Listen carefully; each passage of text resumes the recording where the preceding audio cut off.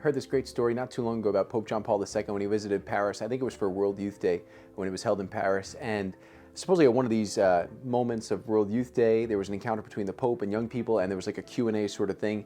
And during the course of that, this one young man from the crowd shouted out at the Pope, Pope John Paul, you know, why do you believe? Why do you believe? I am an atheist. Why do you believe? And the Pope was never really able to adequately answer that question to that young man during that time there, during this big kind of crowded event. But he was deeply bothered by that. It stuck with him, that young man's question, like the sincerity in it.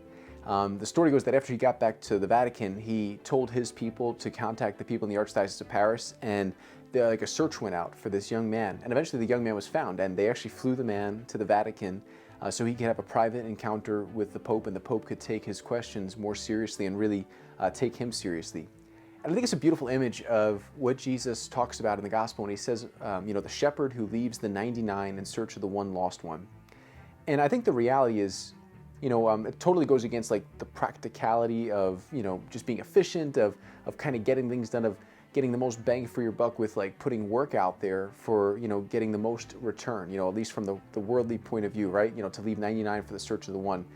From a practical point of view, it doesn't make much sense. But like from a Christian point of view, if we lose sight of the one, whatever we do for the 99 is kind of useless, right? Because like so much of who we are as Catholics and the people of faith is about the supreme dignity of the individual person, the human person.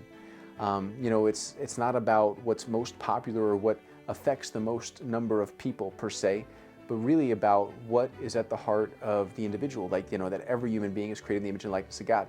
You know, so if we lose sight of the one for the 99, we really become useless to the 99. I think, you know, Pope John Paul II, like all the other saints, they kind of show that in a pretty powerful and unique way.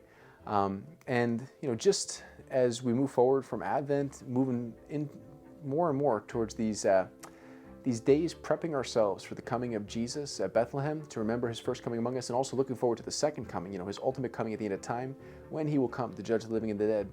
Always to have in mind the supreme dignity of the human person, to never lose sight of the one for the 99. And God bless you.